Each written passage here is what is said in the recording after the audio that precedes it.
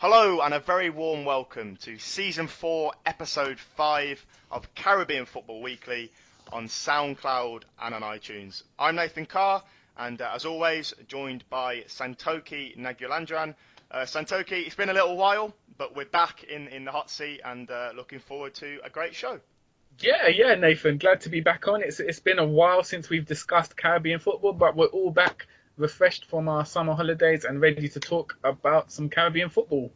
Absolutely, and a lot has happened in Caribbean football since we last recorded. We were saying off air, the last time we recorded a podcast, as you remember, listeners, was in early June, ahead of the World Cup qualifiers. So a lot has happened, and it's worth noting as well that Simon Preston is not with us today, or he won't be with us for the next couple of weeks because he's preparing to cover the World Athletics Championships. Usain Bolt will be running his last race. Simon is going to be covering that for Jamaican radio, so he'll be in London. So that's why Simon is not around just for the next few weeks. Santokie, do you want to kick us off then with a bit of news from around the region? Yeah, so we'll start off with a recent game. We had Trinidad and Tobago travelled to Ecuador to play a friendly last Wednesday. Unfortunately, they lost 3-1 to the South American hosts. Carl Mitchell was the goal scorer for the Soca Warriors. It was a local-based team Coach Dennis Lawrence used, and he will be disappointed. It's their third straight loss and fifth successive outing without a win for Trinidad and Tobago's national team ahead of their World Cup qualifiers, which are in September. So a bit of cause for concern, but nevertheless, it's always good to get a team together and have them play a competitive fixture. And no doubt this will boost the quality of the local talent, which he can call on for those games. And there were some newcomers as well, weren't there? The striker Clark played in that one, didn't he? And never played for the senior team before. But yeah, just a bit of news as well from my end. The Caribbean Football Union Congress took place yesterday at the St Kitts Marriott Resort in St Kitts and Nevis. This is an annual get-together where all the CFU delegates group and finance, competition structure, grassroots, amongst other things, were on the agenda for discussion, as well as the appointment of a new first vice president. So just a bit of context. Gordon Derrick was previously in charge of the Caribbean Football Union. He then had to step aside. In came Curaçao's Rignal Francisca on an interim basis. And just yesterday, Francisca was outvoted by Barbados's Randy Harris, who is now the incumbent CFU president, as the CFU delegates voted yesterday. So Randy Harris, president of the Barbados FA, is now the new head of the Caribbean Football Union, and it remains to be seen the sort of other things that were discussed, possibly the future of the Caribbean Cup, but that's not confirmed. With talk that a League of Nations type project might come about next year. So the Congress happened yesterday, and also it's a little while back now, because obviously we have had a bit of a break, but the Windward Islands Men's Championship took place at the back end of June in Grenada, and Grenada, the hosts, won the title. They collected 7 points from their 4 games, and Barbados also participated in this for the first time, but Grenada finished top with 7 points, Dominica on 6 points in second, St. Lucia third with 5 points, St. Vincent and the Grenadines in fourth with 4 points, and Barbados, the debutants, in last place with 4 points. Myron Samuel finished top scorer of the championship with 4 goals altogether. So, congratulations to Grenada. Definitely, it would have been seen as a disappointment by Vinci Heat to have finished fourth, having won the tournament only 2 years ago in 2015. So, continuing their unfortunate slide in international football there. Exactly, and also just wanted to touch on the under-20 Women's World Cup qualifiers as well, just quickly. Haiti, Jamaica, and the Dominican Republic have all qualified for the final round of Caribbean qualification for the under-20 Women's World Cup, which is going to take place next year, along with St Kitts and Nevis, So the final round will take place in November, and the top 2 will advance to the CONCACAF Women's Under-20 Championship with, the North American teams and the Central American teams. And simultaneously, they'll also qualify for the Central American and Caribbean Games as well as the CONCACAF Championship. So those games took place earlier this month. A little bit surprised about some of the results. I mean, there were some really big score lines, 8-0, 7-0, 11-0, 10-0. And it looked as if Puerto Rico as well were in pole position to qualify from Group C, but the Dominican Republic just snatched it off them at the last moment. But Guyana, Santokie, didn't play in the Under-20 Women's World Cup qualifiers, did they? No, they didn't. I think what's happened is the Football Federation has decided to focus on younger age groups, so under 13s, 15s, and 17s, who they've all got in camp at the moment, with the idea of developing them long term. So it seems as if they've sacrificed the chance to hastily assemble a team for the under 20s and using those resources to invest in the younger age groups so they can see more long term rewards, which is an understandable logic from that perspective. Mm-hmm. And the under 17 Women's World Cup qualifiers, they are just around the corner as well, aren't they? I think this week or next week they'll be taking place. There'll be various Caribbean nations involved in that one. Yeah, it's August the 9th it kicks off, so it'll be the bits will be 4 days, and then immediately after that, August the 13th, we'll see the CONCACAF Under 15 Boys Championships, which take place in Florida, which is an unusual host for Caribbean football, but it will be a great experience for the young lads as well to go out there and play some competitive football, no doubt. Yeah, and the great thing about that, the Under 15 Boys Championship, is that 40 countries, 40 out of 41 of CONCACAF's countries will be playing at this tournament.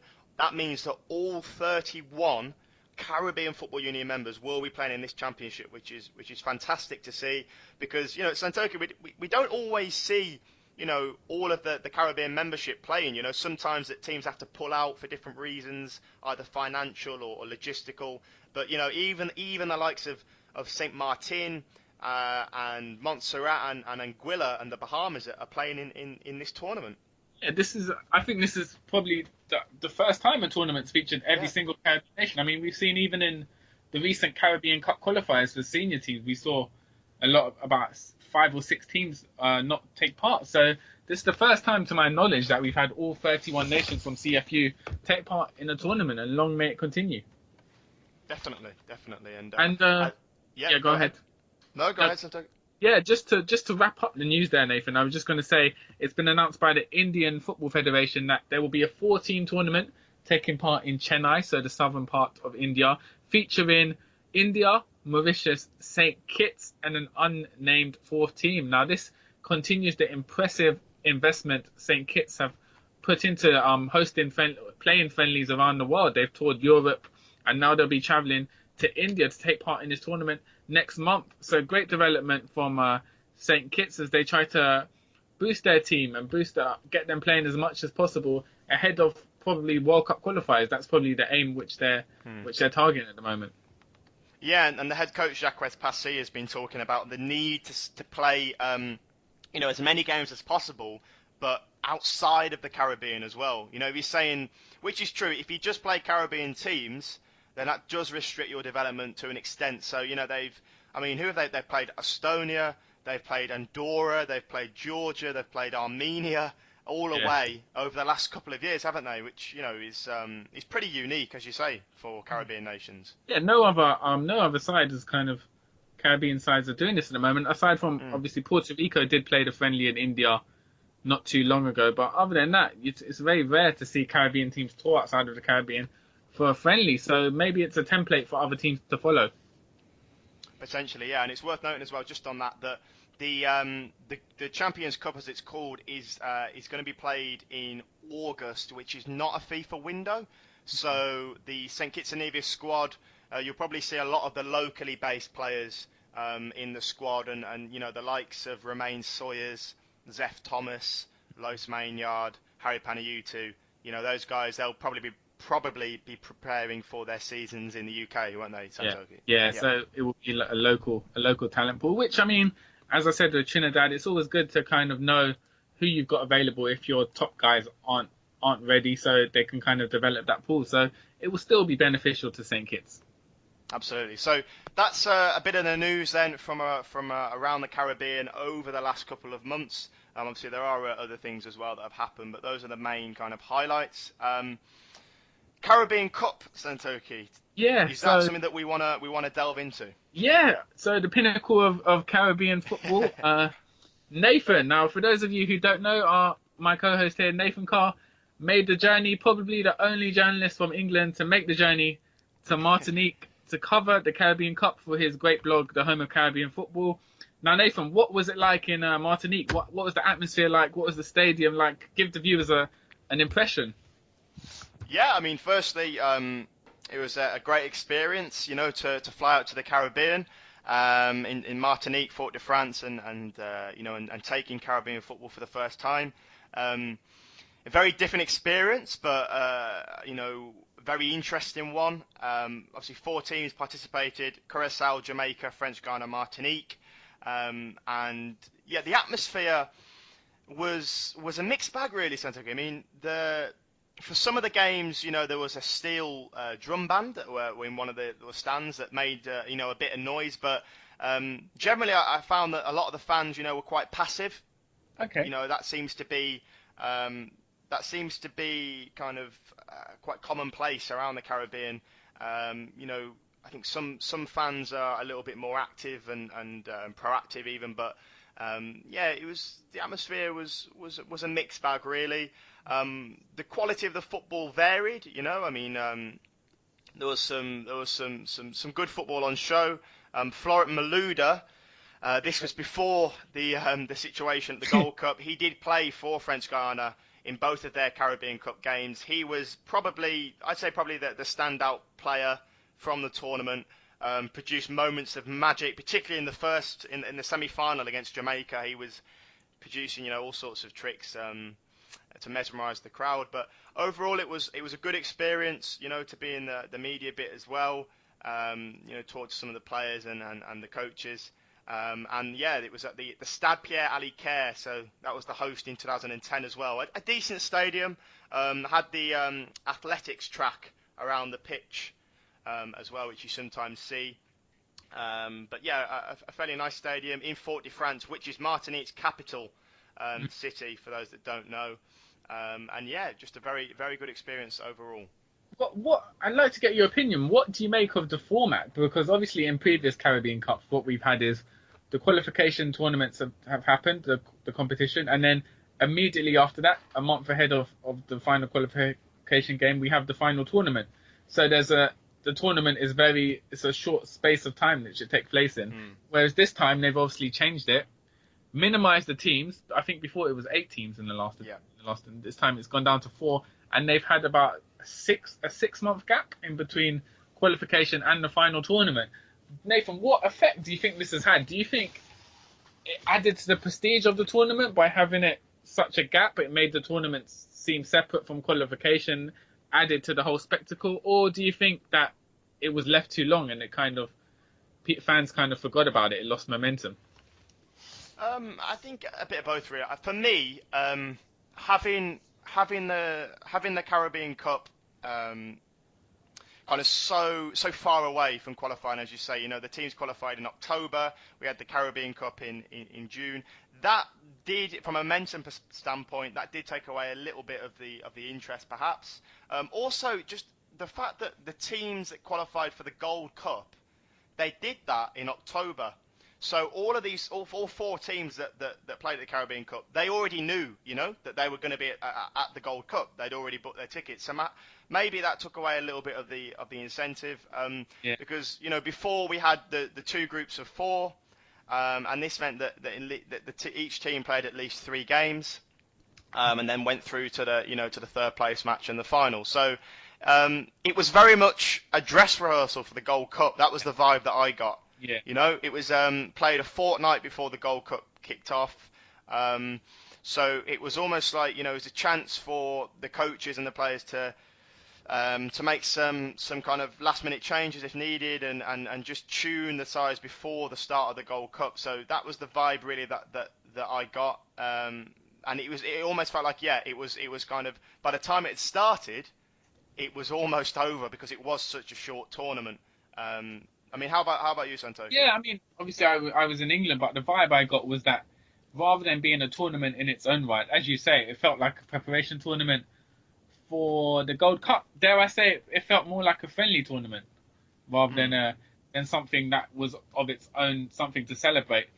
The football, from what I saw from the streams, the first game, Jamaica French Guiana, was very scrappy. I mean, both teams kind of seemed out of touch, out of form.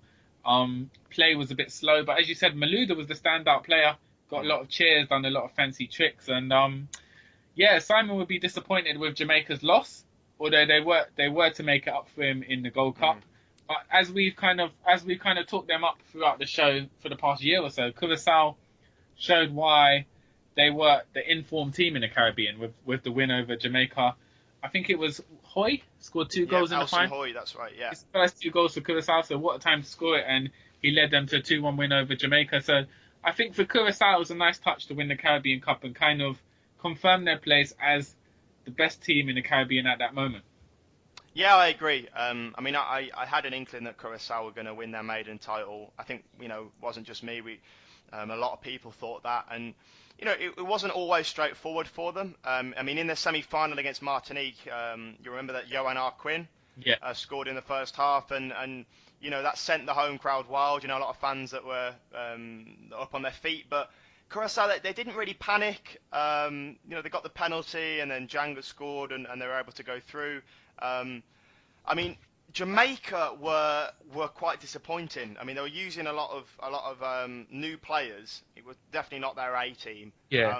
But they started both games really slowly. That was the thing, and there seemed to be a lack of creativity in midfield. I mean, in the semi-final against French Guiana, I actually thought they were a little bit fortunate to go through. It was on penalties in the end. Yeah. French Guiana took their foot off the gas in the second half, and Jamaica got back into it. But I thought that Curaçao overall deserved their win. Jamaica in second.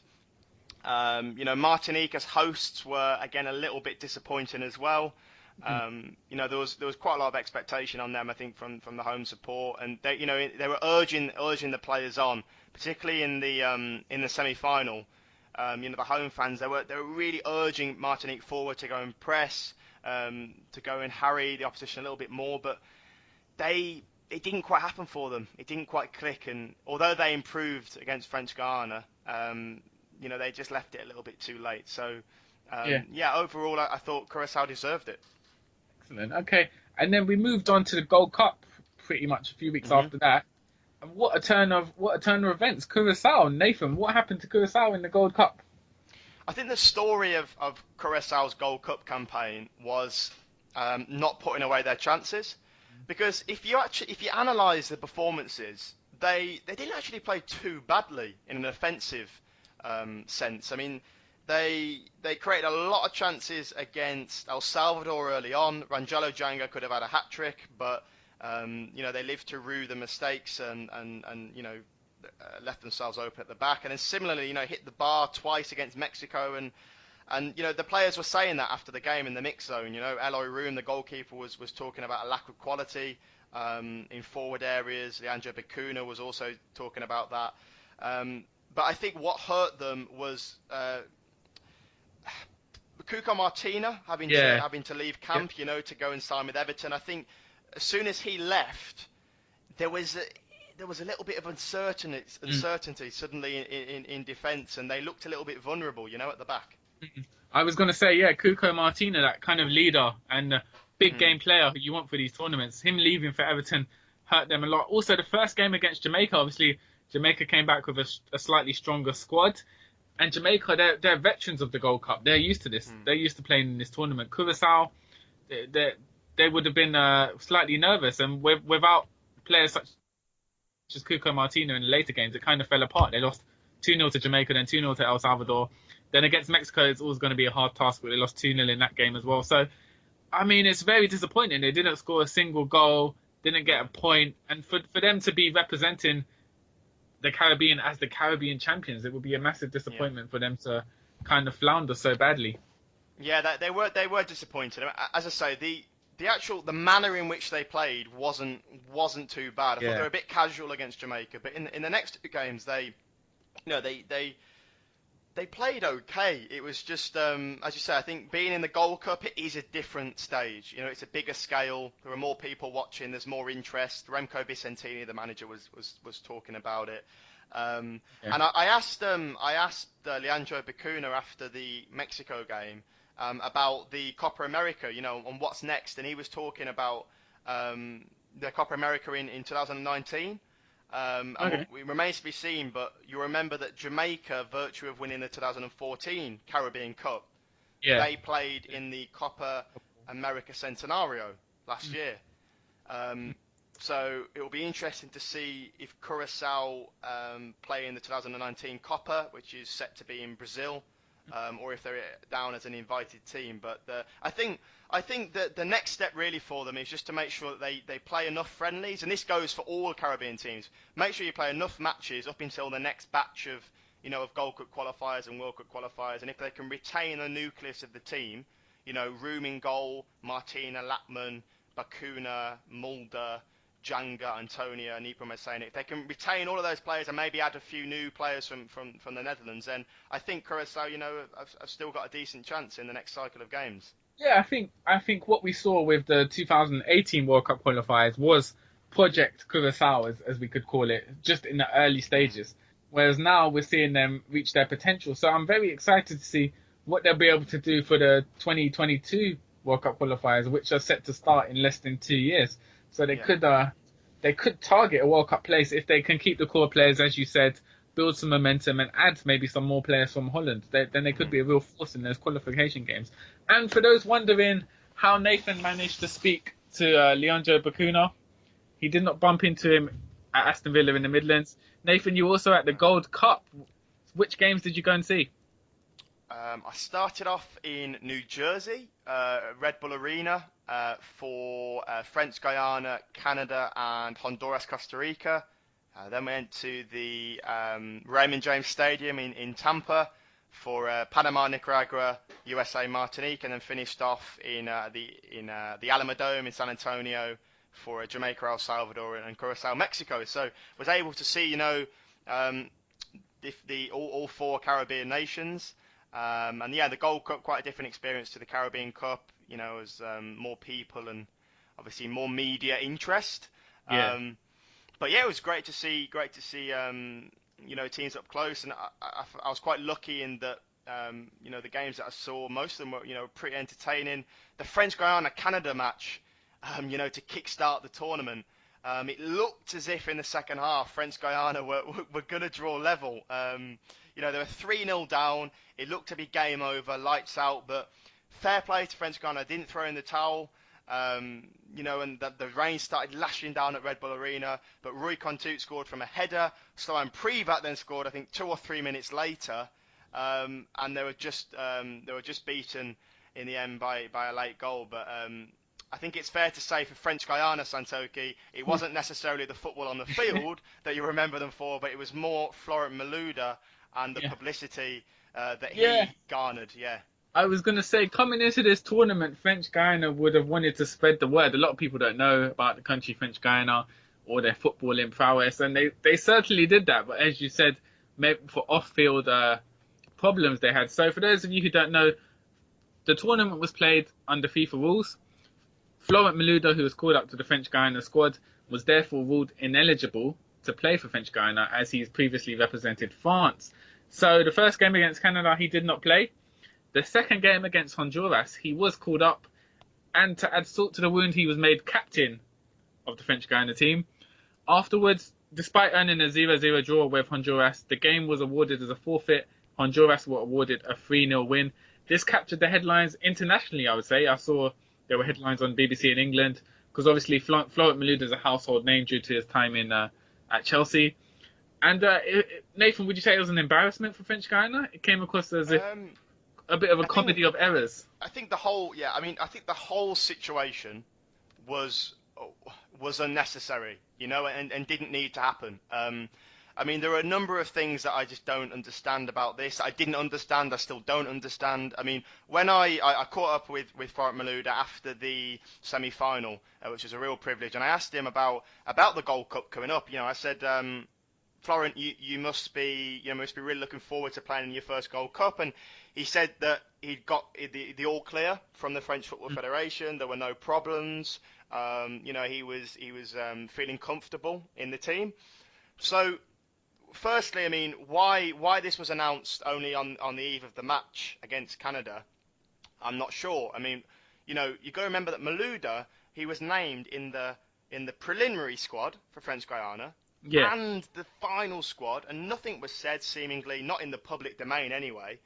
And then only on 24 hours before the first game do we actually hear anything from CONCACAF saying, okay, Malouda, sorry, we're using FIFA rules and regulations, you're not eligible. So just the fact that it was allowed to happen and it wasn't sorted out beforehand confused me. And also, some people have said this on social media, the fact that Malouda played in the Caribbean Cup, in June, without any issues, but he wasn't, and that was okay. He wasn't contributing to the team getting to the Gold Cup because they'd already qualified, but he was still playing for French Guiana, and there were no problems, were there, for that? Unless, of course, the Caribbean Cup was not under FIFA rules. Yeah, the whole thing seems to be in a grey area, and unfortunately, it overshadowed French Guiana's debut campaign in the Gold Cup. So they finished Group A with 0 points, finished bottom of the group, did not make the quarterfinals, which would have been a disappointment.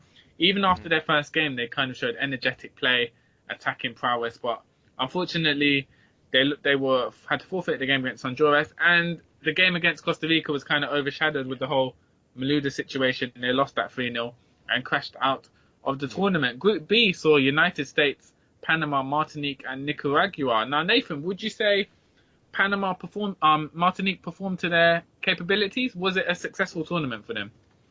I think overall it was a success. I mean, they would have, of course, liked to have made the quarterfinals, and they were very close to going through as one of the best third place teams. And they just needed Jamaica to help them out against El Salvador, but those two drew.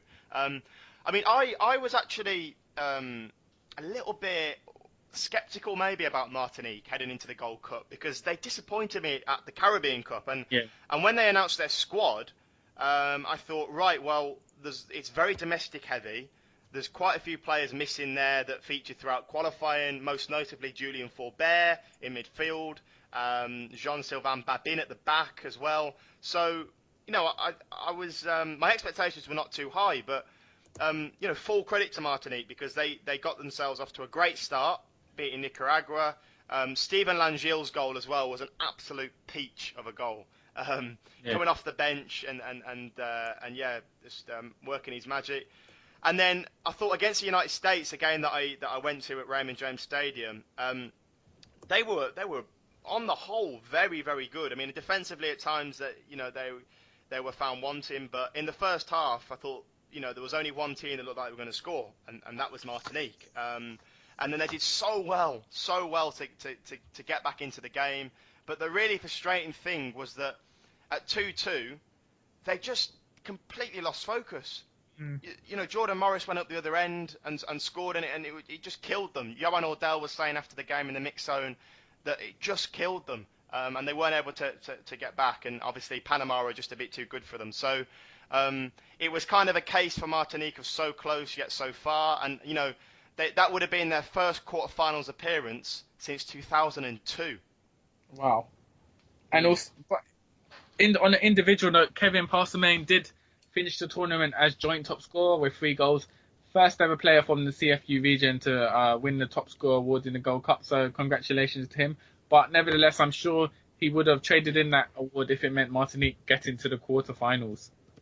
Definitely. I just want to say as well, I did speak to Kevin Parselmain at the Caribbean Cup, and I asked him, have you got any ambitions to play overseas? Because some listeners will remember that Parselmain was at Seattle Sounders, and he's played in the DR Congo, and he said now at 29 years old he's pretty much accepted that he's kind of accepted that he's not really going to play abroad or in any big countries anytime soon. Even though I personally feel he's got the ability to play. Certainly in the States, I think he'd be a very good acquisition. But as he proved in the Gold Cup, but it seems like he's almost given up now on his career. Yeah. It's a shame. I mean, he always had the potential. It's a shame he didn't form a long-term career in the United States. And as he said, at 29, it's hard to see how you'd make a move, especially to Europe. So, unfortunate for him, but a very talented striker and prolific when he gets the opportunity. All right, if we move to Group C, the final group, we've already discussed Curaçao. They lost all of their games 2-0. Now Jamaica, the Reggae Boyz, down and out after losing the Caribbean Cup final. You'd say optimism was low between Reggae Boy fans, but they proved everyone wrong with a storming run to the final of the Gold Cup. And this began in Group C with a 2-0 win over Curaçao, a very defensive and tactical 0-0 draw of Mexico, and finally drawing 1-1 with El Salvador to take their place in the quarterfinals. Nathan, when you saw them play in the Gold Cup, how would you describe it? Was there a marked difference from the performances in the Caribbean Cup? There was, and where to start with Jamaica? I'll hold my hands up. I'll hold my hands up and say that my predictions for them at the Gold Cup, for them not even to get out of the group, I thought, but they surprised not only me, but I think a lot of people by reaching the final back to back, and I think what really helped them compared to the Caribbean Cup was the MLS editions. Yeah. So Andre Blake coming in, who was fantastic all tournament, won the Golden Glove. Alvis Powell, Kemar Lawrence, Jermaine Taylor, Siobhan Watson, Darren Mattox. These players definitely contributed to what was a very successful tournament. Let's not make any mistake here that it wasn't free-flowing football from Jamaica. It wasn't expansive or particularly pleasing on the eye, but it was defensively very, very good. They kept 3 clean sheets, and the defence was very, very sturdy. Jermaine Taylor and Damian Lowe were really brilliant as a central defensive pair. And they were just able to kind of grind a lot of the results out, and that point that they got against Mexico was priceless, really, because it assured their place in the quarterfinals. It wasn't pretty, it really wasn't, but you've got to give credit to Theodore Whitmore and the players, because tactically I thought they got it spot on, not only in the group stages, but then against Canada as well in the quarterfinals. Against Mexico, to beat the defending champions in a game of that magnitude, that brilliant free kick at the end from Kemar Lawrence, to reach any Gold Cup final, particularly as a Caribbean nation, is a great achievement. But to reach back-to-back Gold Cup finals, is no mean feat at all. So. A really positive campaign for Jamaica all in all, and the next step really for them is just to make sure now that they play sufficient friendlies and sufficient matches over the coming months before the next cycle. But how impressed were you overall with the Reggae Boyz? Well, as you did, I'd hold my hand up as well. I didn't have high hopes for them coming into the tournament. They looked out of sorts. I wasn't sure whether the MLS players would make a significant impact. Without the European players coming in as well, you would think, would they be able to go far in the tournament this time around? But as you said, they did manage to prove myself wrong and a lot of fans wrong. I was in Canada for the game against Canada. It was a scrappy game. I would say Canada almost, you'd say, deserved to win it. They pushed forward in the second half, had a lot of chances, but Jamaica held on. They kept their cool. And I think this is symbolic of the coach, Tapper Whitmore. If you saw the semi-final, Kemar Lawrence scored the free kick. His celebration was subdued as well. He kind of said to the players, we've got a job to do. Come on, let's not go wild. Tapper Whitmore at the final whistle. He's just reached the Gold Cup final as a local coach. Ice cold, blank stare, no celebration. Had to get on with the job. And I think that kind of calmness in the face of turmoil is kind of went through to the whole team. They stayed calm. They kept their eyes on the ball. They didn't lose focus, and that kind of helped them. Unfortunately, it wasn't to be in the final against United States. Going into the final, you'd think Jamaica would have had a good chance of getting their first ever Gold Cup title against the United States. I mean, you've beaten Mexico, who were the strongest team in the competition. So it was unfortunate they lost to the host by 2-1, but as you said, a lot to take from this tournament. It shows you that they can compete with the big teams, not on a one-off basis, but on a regular basis, consistently. They're up there with the USAs, the Mexicos, and stuff. So it shows you that 2015 wasn't just a blip. It wasn't a one-off run. They consistently can show they're one of the stronger teams in CONCACAF, and they've kind of got to play regular friendlies. I know they're playing Canada in September. Just build on that and then prepare for the next set of World Cup qualifiers, where no doubt they'll be preparing for making the final tournament. And I thought, it was a nice tribute to the late captain Horace Burrell, who passed away, for Jamaica to make the final of the Gold Cup. Definitely, I think that acted as an incentive for them. And it's interesting that you mentioned the 2015 team, because a lot really has changed for Jamaica from that 2015 Gold Cup final. A different coach. We've gone from Winfried Schaefer to Theodore Whitmore, a different group of players entirely. Now there was a noticeable absence, in this Gold Cup of the UK-born players. So there was no Wes Morgan, no Gareth McCleary, no Joby McAnuff, no Clayton Donaldson, no Adrian Mariappa. And I've got to say, I thought that the squad unity, I'm not saying there was no unity before, but the squad unity for Jamaica seemed to be, really, really, really strong. And, just everyone was relaxed. As you said, everyone was very calm and just taking, selfies on the plane, dancing. Do you know what I mean? Everyone was very, very relaxed, but also the team chemistry was strong. And Damien Lowe was talking about it after one of the games. That all the players are on the same page, and there's a real friendship off the field as well, which I thought was clear. You could see that. Yeah, I think the case is a lot of players, for instance, like Darren Mattox and Kemar Lawrence, who play in the MLS, they were still born and grew up in Jamaica, so they've kind of retained that kinship with the local players. I think, as we pointed out in previous programs, it's often hard for European players who were born in England to kind of come into a new camp, adjust to a new culture, and kind of find similarities and bonding. So I think their team was a bit stronger due to that fact. But it'll be interesting to see going forward, Nathan. Do you think the likes of Wes Morgan, Adrian Mariappa, Joby McAnuff, do you think their time is done on the Reggae Boyz?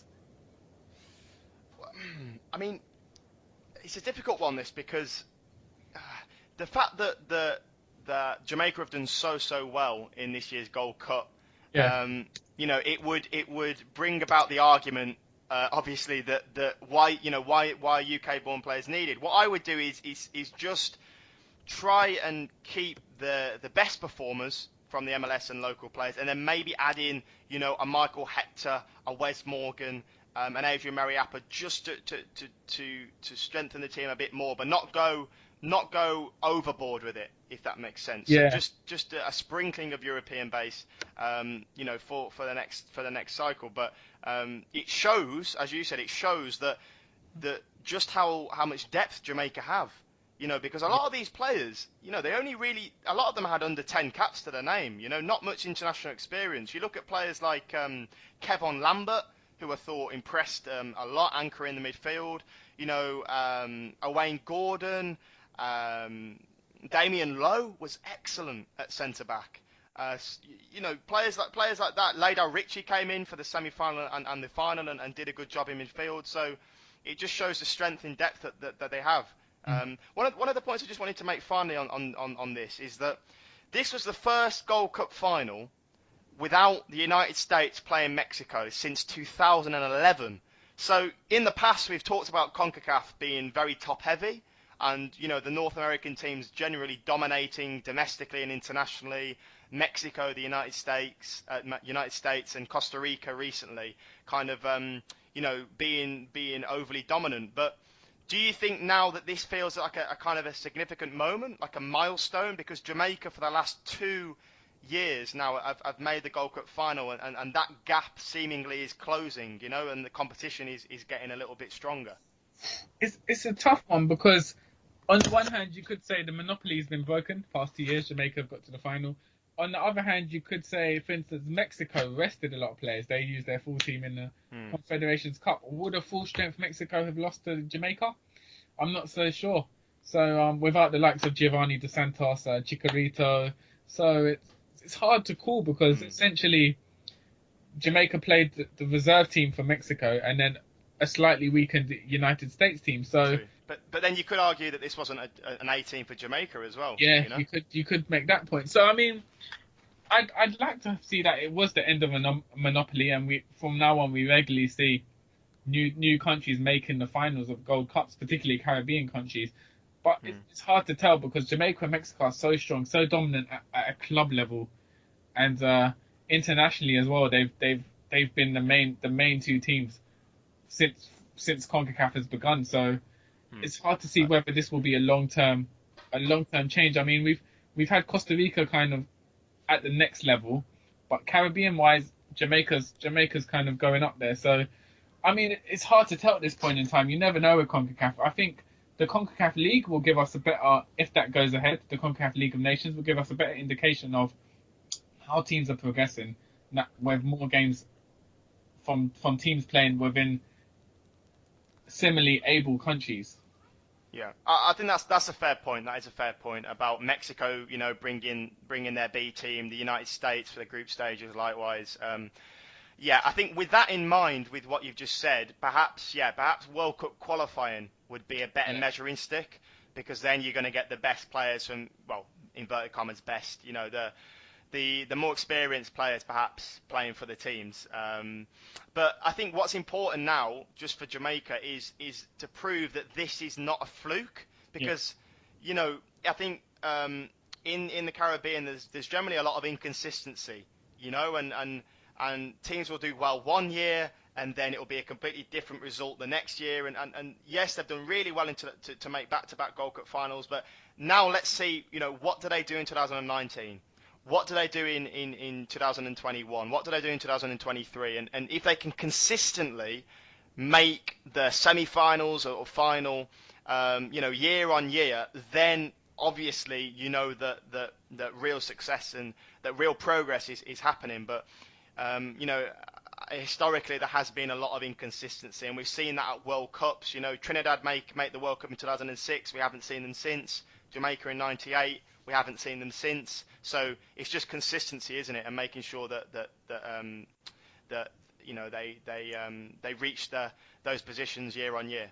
Yeah, and I think Jamaica have set a good precedent, as you said, by utilising young players for the Gold Cup campaign, and so that puts them in good stead for the World Cup qualifiers, which will start in roughly 2 years' time. I mean, realistically, the likes of Wes Morgan, who's 33 now, will he be able to see you through a World Cup campaign when he's 35, 36?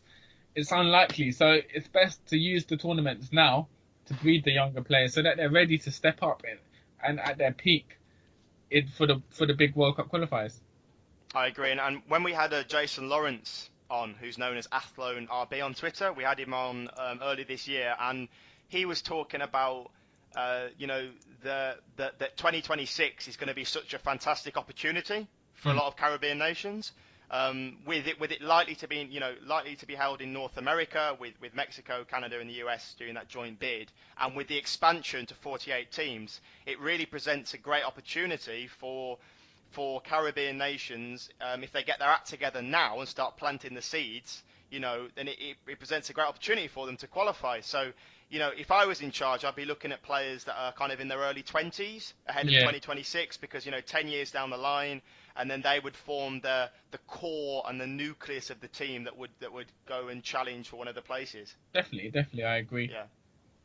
All right, well, that was the Gold Cup then. A fun tournament overall, and for those that don't know, Victor Montigliani, president of CONCACAF, has said that his ambition, or the organisation's ambition for 2019 is to make the Gold Cup 16 countries, so to expand it from 12 to 16, have 4 groups of 4, and I think we have talked about this on the show briefly before, but just to touch on that, an expansion to 16 teams, that would be very good, wouldn't it, from a Caribbean angle, Santokie, to see that expansion? Yeah, definitely. More opportunities would be better received in aiding the development of Caribbean senior teams by allowing them a bigger stage, and also it would make them a more attractive proposition for overseas-based players to join up. So it would only strengthen the national sides of those Caribbean nations.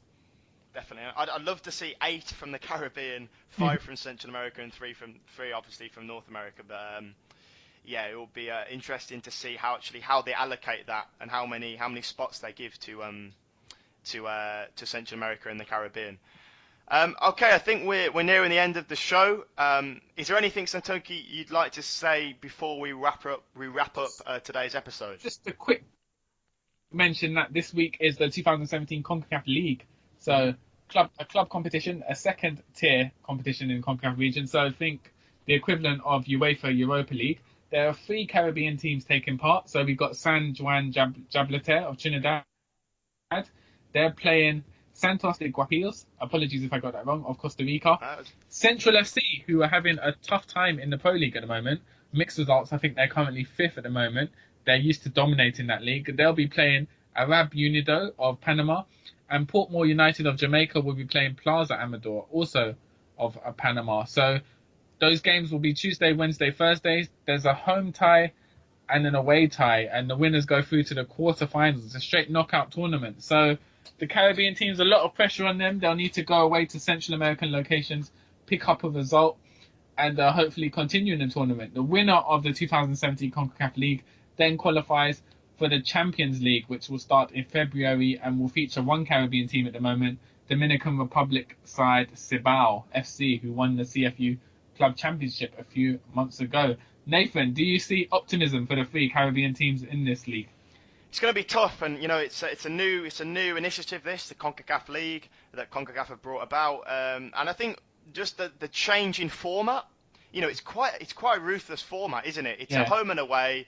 You have to perform in those home and away, otherwise, it's game over, bye-bye. It's not the group stages that we had before. I think that if I was one of the Caribbean teams, I'd probably prefer to play away first and then play at home in the second leg. And San Juan Jablete, who finished second in the Caribbean Club Championship back in May, they have that. They'll be travelling to Costa Rica on Tuesday, and then they'll be able to play at home in the second leg. I think it's an exciting opportunity for these Caribbean teams, and also just from an individual player perspective, if 1 or 2 or maybe more players can really impress and have a good game or so, then that would put them in good stead, and maybe put them in the shot window, and alert their attention, because it can be hard for some players, at Jablete and Portmore and Central, probably less so Central. It would be hard for them to kind of showcase themselves on bigger stages. So, this is different to what they're used to playing domestically. They play a different style of opponent, and it's a good opportunity for them to put themselves out there, because you never know who's watching. I think from the perspective of clubs, they will be disappointed that they're not in the CONCACAF Champions League, as in previous editions. You'd go straight into the 3 teams would go straight into the CONCACAF Champions League, and obviously you'd earn a lot more financially. But as you said, this is a ruthless tournament. It means every game is important. You need to treat every game as if it was a final, and hopefully, as you said, this can some of the players for the Caribbean teams can catch the eye of maybe Central American teams or even the MLS and earn moves, which will be great for their development. Yeah, and I know we talked on the show before as well when Simon was with us about the expansion, because the CONCACAF Champions League has been renovated, for those that don't know. And, it seems to me like, as we said before, Central America, they have definitely benefited more, haven't they? 100%. Because, before we had 3 Caribbean clubs in the CONCACAF Champions League. Now we just have the one in Cibao SC. And, it's just gone up by 1. 3 Caribbean clubs we had before, and now there's 4 Caribbean clubs. I think for Central America, it's gone up by 6 or 7. So, I think Central America have definitely benefited more. But yeah, it'll be interesting to see, like, the level of the standard as well from Central, because I don't really watch too much Central American football. So it'll be interesting to see, the level from Panama and Costa Rica and El Salvador and so on. I think part of their strength is the home fans. They have the Central America has a reputation for notorious volatile home fans who create this hostile environment. So I think that will play in the favour, especially of Caribbean teams clubs who are used to playing in front of smaller, more placid crowds. They'll be going to these intense locations, and it will be whether the players can kind of sustain all of that pressure and go on to try and get a result. Yeah, that's a good point. And obviously you have the atmosphere to factor in as well. But as Santokie said, that's Tuesday, Wednesday, and Thursday, and then the second legs will be played the following week. Okay, I think that pretty much wraps up today's episode. Thank you everyone for listening. A reminder that you can listen to this on SoundCloud, and also feel free to leave to subscribe on iTunes and leave a review if you would like to do that. Santokie, is there anything else you would just like to say before we close out? No, just thanks for all our listeners, and any questions which you may have or which you've been dying to ask over our summer break, just drop me a line on Twitter at Santokie at SAN_TOKI_, and we'll address them on the show. Nathan, any final words? Yeah, likewise, on Twitter at Caribbean Football, football abbreviated to FTBL. Website www.thehomeofcaribbeanfootball.com, and if you have got any questions, fire them in. It can be about a player, about a coach, about a club, about a national team, a competition, whatever, you name it. If you've got a question, we will do our very best to provide an answer. Thank you everyone for listening. Hope everyone has a terrific week, and until next time, bye bye.